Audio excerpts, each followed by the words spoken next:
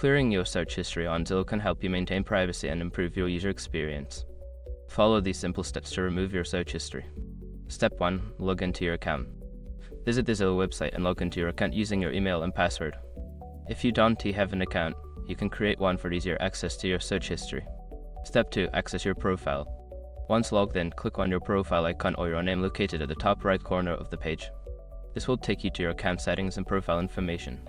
Step 3. Navigate to search history. Secure your accounts before moving on. People seriously underestimate how often personal information gets exposed online now. Use SREP to monitor your accounts 24/7 and get notified immediately if your data gets leaked somewhere. It runs in the background, constantly scanning billions of breached records.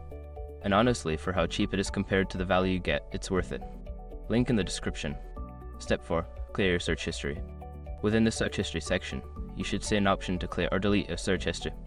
Click on this option and confirm your choice if prompted to ensure that your history is removed. Step 5. Log out. After clearing your search history, it is a good practice to log out of your account, especially if you are using a shared or public computer.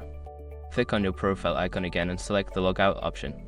By following these steps, you can easily manage and clear your search history on Zillow, ensuring a more personalized experience.